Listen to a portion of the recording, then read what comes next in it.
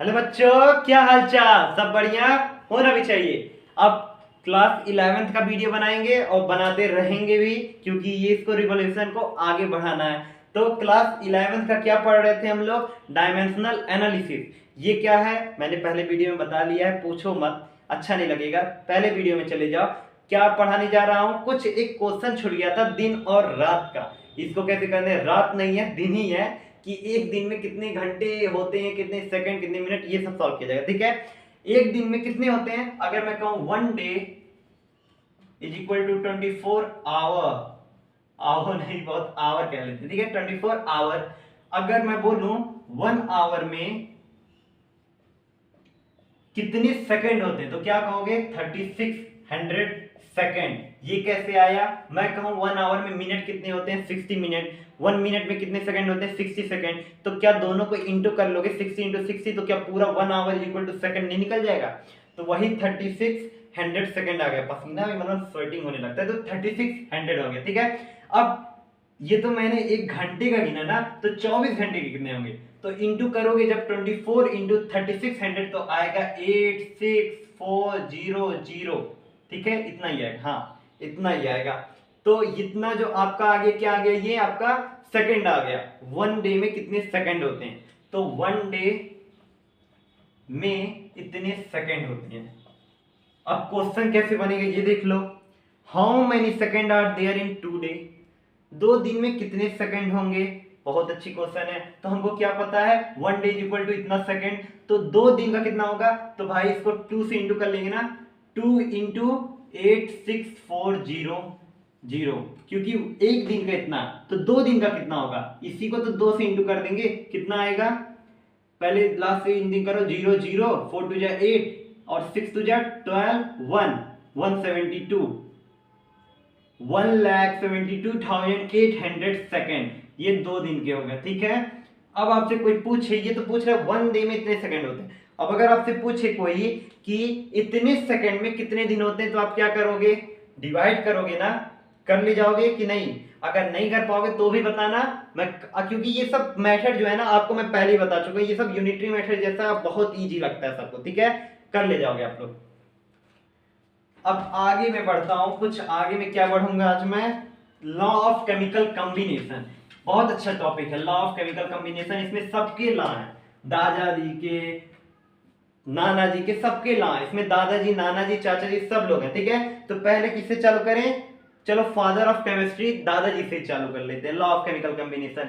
अब ये law of conservation of मास आता है। ठीक है, पहला टॉपिक क्या है? Law of conservation of mass. ये किसने दिया था? एंथोनी वेन लेवोसियर ने। केमिस्ट्री ऑफ दादाजी, ठीक है, केमिस्ट्री के दादाजी हैं ये, मतलब फादर है। बात समझ में आया?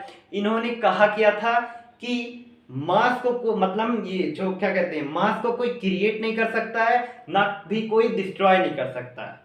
बात समझ में आया ना? मास विल नॉट क्रिएटेड और नॉट डिस्ट्रॉयड। तो क्या हो सकता है? मास नहीं क्रिएट किया जा सकता, डिस्ट्रॉय नहीं किया जा सकता, लेकिन उसका स्टेट मतलब बदल तो सकते हैं ना, कर सकते हैं ना। लेकिन अब कैसे इन्होंने फिर क्या कहा था? देखो law of conservation of mass क्या था। अगर इन्होंने बोला था कि total sum of reactant is equal to the total sum of product, मतलब रिएक्टेंट में चाहे जितने भी आपके कंपाउंड हो उनका सम करके जो भी आए, मतलब समझ लो अगर लेफ्ट मतलब एलएचएस में 46 ग्राम आ रहा है, तो आरएचएस में भी 46 ग्राम आएगा ना, तो ये फॉलो करेगा लॉ ऑफ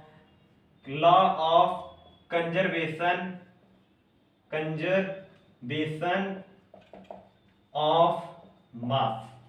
बात समझ में आई? Law of conservation of mass ये फॉलो करेगा अगर एलएचएस में पूरा कंपाउंड का जोड़ के रिएक्टेंट का इतना और टोटल सम ऑफ प्रोडक्ट का इतना आ रहा होगा। ये जरूरी नहीं है सब में 46 है भाई, 108 108 भी हो सकता है, आप पे डिपेंड करता है क्वेश्चन किस हिसाब से। ठीक है, इसी को कहते हैं law of conservation of mass. बात समझ में आया? ठीक है, आगे बढ़ते हैं। लॉ ऑफ डिफिनिट प्रोपोर्शन, ये क्या है भाई? बड़ा धमाकेदार क्वेश्चन लग रहा है, लॉ ऑफ डिफिनिट प्रोपोर्शन। ठीक है, बताता हूं। किसी भी केमिकल रिएक्शन में, ठीक है, किसी भी केमिकल रिएक्शन में आप जब भी मतलब देखोगे तो उसका जो कंपाउंड होगा ना, तो उसका कंपाउंड का जो एलिमेंट होगा ना, उसका फिक्स रेशियो रहता है। कंपाउंड के एलिमेंट का फिक्स रेशियो को ही हम लोग कहते हैं लॉ ऑफ डेफिनिट प्रोपोर्शन। बात समझ में आई? कैसे नहीं आई फिर से मैं बता दे रहा हूं। H2O, ये H2O जो है ना, इसका मैं बोलूं H का मतलब H का मास कितना होता है 1, तो 1 इंटू 2 रेशियो। भाई अलग अलग एलिमेंट है ना, अलग अलग है ना, तो रेशियो तो लगेगा ही ना कि सेम है, अलग अलग है, कंपाउंड ही तो है लेकिन अलग अलग एलिमेंट है। O एलिमेंट है तो O की कितनी मास हो जाएगी 16, जब कटोगे तो 1 8 1/8, तो मतलब 1:8। अब वो चाहे तुम ओशियन से लेके आओ, चाहे तुम ट्यूबवेल से लेके आओ, सी से लेके आओ, ये गढ़ा से लेके आओ, कहीं से भी लेके आओ, सबका वाटर का रेशियो 1:8 होगा। ठीक है, बात समझ में आई? अब अलग अलग कंपाउंड का अलग अलग सोर्स से किधर से ला रहे हो, सबका रेशियो फिक्स होता है। बात समझ में आई? इसी को किसने समझाया था? मतलब जोसेफ प्रोस्ट ने। बात समझ में आई? ठीक है, आगे बढ़ते हैं। जोसेफ प्रोस्ट की तो बात हो गई। अब लॉ ऑफ मल्टीपल प्रोपोर्शन क्या कहता है? लॉ ऑफ मल्टीपल प्रोपोर्शन ये कहता है ना कि if two element combine to form more than one compound, अगर कभी भी भाई कंपाउंड को बनाएंगे दो उससे ज्यादा एलिमेंट को मिक्स करना पड़ता है तो कंपाउंड बनता है। तो जब वही कंपाउंड जो बनता है आपका ना, तो the mass of one element, जो कोई भी एलिमेंट का मास कंबाइन होता है आपके दूसरे फिक्स मास से, तो उसी को कहते हैं आपका क्या? Law of multiple proportion. क्या कह रहा हूं कुछ समझ में नहीं आ रहा है, यही सब लोग कह रहे होंगे। ठीक है, मैं समझा देता हूं। मतलब ऐसा कोई एलिमेंट दूसरे एलिमेंट से मिक्स होके क्या बनाएगा? कंपाउंड। मतलब दोनों साइड रिएक्टेंट में क्या होंगे? एलिमेंट, और उस साइड प्रोडक्ट में क्या निकलेगा? कंपाउंड। लेकिन एक एलिमेंट फिक्स है और दूसरा एलिमेंट फिक्स नहीं है, उसका मास फिक्स नहीं है, तो उसी को, लेकिन एक एलिमेंट का मास फिक्स है, उसके साथ जब मिक्स होगा तो उसी को हम लोग कहते हैं लॉ ऑफ मल्टीपल प्रोपोर्शन। कैसे? बात समझा दे रहा हूं फिर से आपको एक एग्जांपल के तौर पे।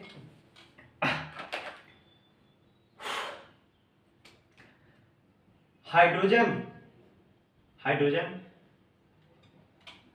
H2 प्लस O क्या बनाएगा?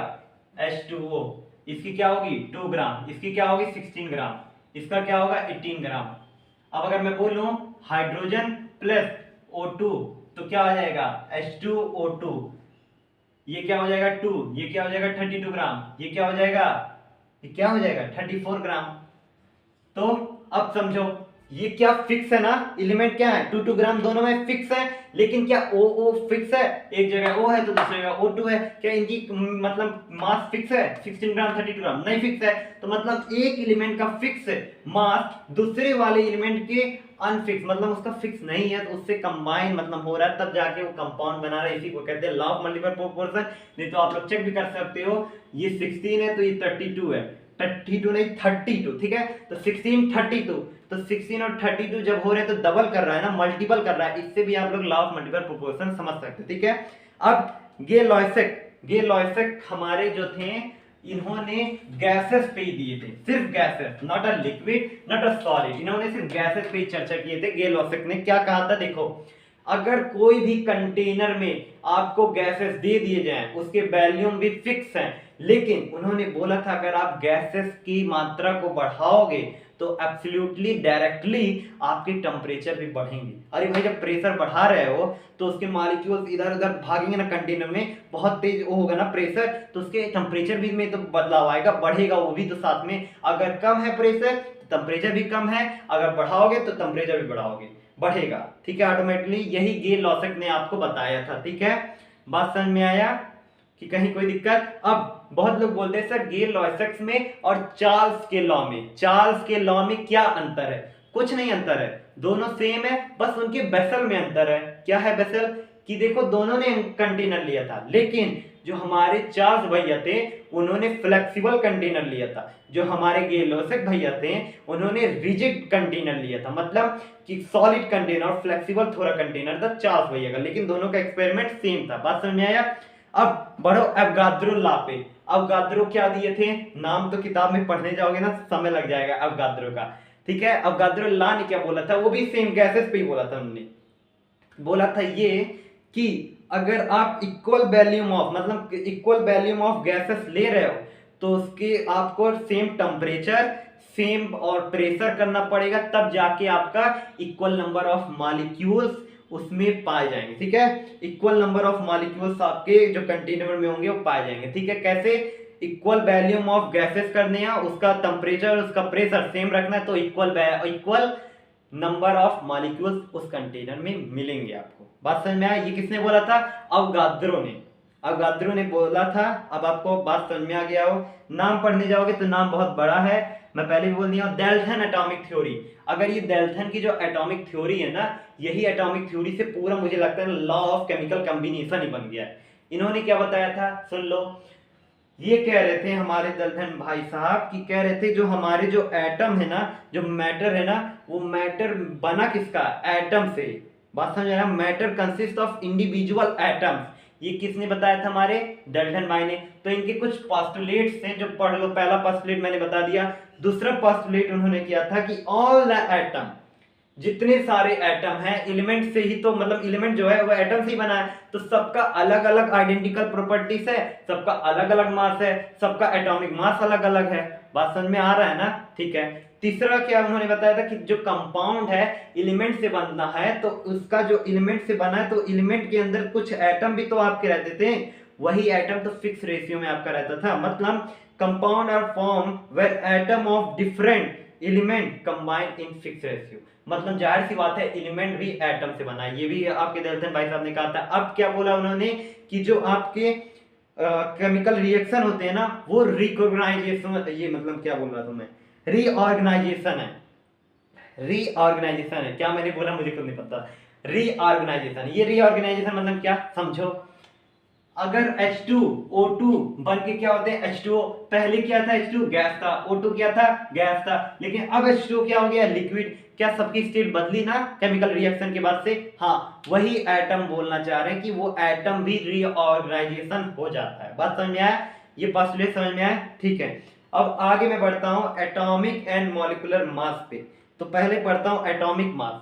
ये एटॉमिक मास क्या होता है? ठीक है, सब लोग अब पढ़े होंगे ना एटॉमिक मास, हाइड्रोजन का, बेरिलियम का, कार्बन का, ऐसे सब नीचे रहता है पीरियोडिक टेबल में। इसका मतलब क्या होता है? One atomic mass is equal to the mass of the 1/12 of the carbon is known as atomic mass, one atomic mass. बात समझ में आया? मतलब जो ये कार्बन होता है ना, कार्बन 12, इसके जो बराबर हो मास किसी भी यूनिट का, तो उसी को हम लोग क्या कहते हैं? One atomic mass. बात समझ में आया? अब इसी के कुछ आइसोटोप्स होते हैं। आइसोटोप्स मतलब क्या होता है ये भी बता देना। आइसोटोप्स, आइसोबार सब लोग पढ़े होंगे ना 9th में, लेकिन आइसोटोप्स यहाँ चर्चा हो तो बता दे रहा। आइसोटोप्स ये होता है ना, इसकी जो आपकी एटॉमिक नंबर होती है वो सेम रहेगी, लेकिन आपका एटॉमिक मास डिफर रहेगा। बात समझ आया? Atomic number will be same, atomic mass will be differ. और वन एटॉमिक यूनिट मैंने बता दिया, define as a mass exactly equal to the 1/12 of the mass of one carbon. ठीक है।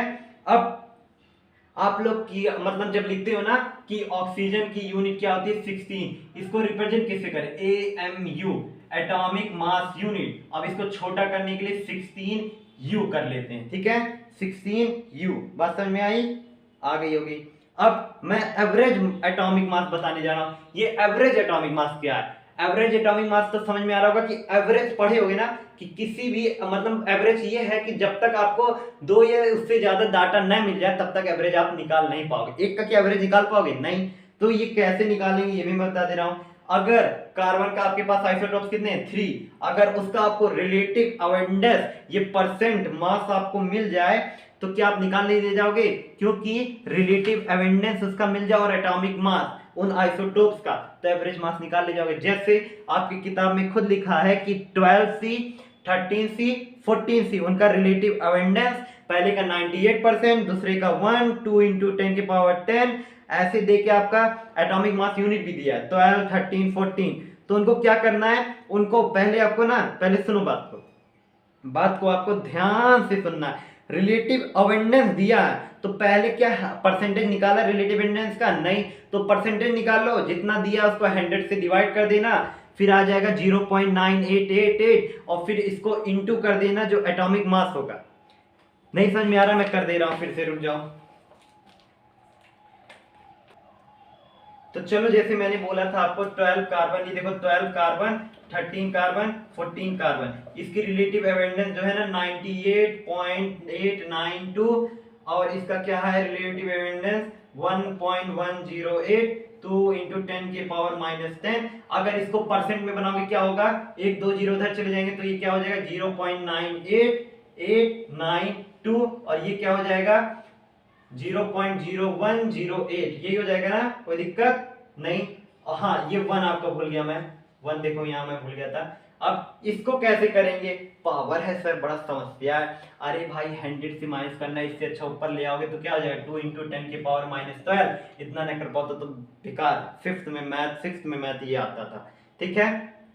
अब करना क्या है ये सुनो, करना कुछ नहीं है। अब इसका जो एटॉमिक मास यहाँ किताब में दिया है ना, उससे इसको इंटू कर लेना और उसकी वैल्यू आ जाएगी और उसको सब में प्लस कर लेना। पहले का इंटू करके जो वैल्यू आएगी, दूसरे का इंटू करके जो वैल्यू आएगी, तीसरे का इंटू करके जो वैल्यू आएगी, सबको प्लस कर लेना और कर ले जाओगे, कोई बड़ी बात नहीं है। नहीं हो पाएगी तो मुझे बता देना, ये कहीं पूछा नहीं जाता है एवरेज एटॉमिक मास, ठीक है। बस डिफिनेशन आ जाएगा, नहीं तो आता भी नहीं है।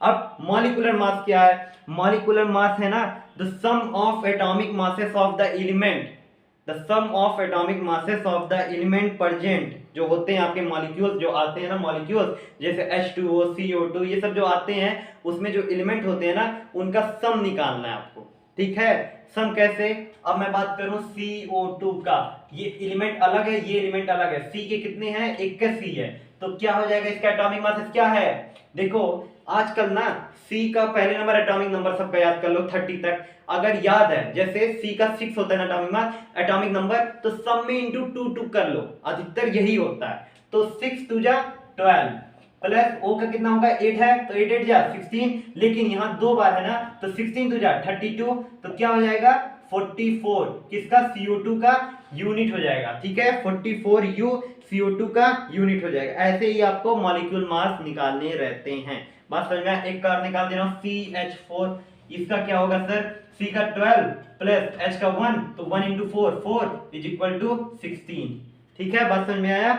अब क्या कितना मिनट का वीडियो हो गया ये देख लो, 17.225 ऐसे कुछ है। तो मुझे लगता है ना इतना मैंने पढ़ाया बहुत है। अब आपके सिर्फ इसमें मैथ ही बचे हैं, फार्मूला, मास, मोल और मोल के बड़े बड़े रिएक्शन, ठीक है। डरने की बात नहीं है, मोलैलिटी, मोलैलिटी, मोल फ्रैक्शन और लिमिटिंग रीजेंट और ये मास परसेंट कंपोजिशन, ये निकालना फिर खत्म चैप्टर, ठीक है। तो अभी के लिए बाय बाय, सब्सक्राइब करते रहना, अच्छे से सपोर्ट करो, कहीं भी कोई भी दिक्कत हो तुरंत कमेंट बॉक्स में दो, मुझे कोई हिचकिचाहट नहीं है, ठीक है। चलो।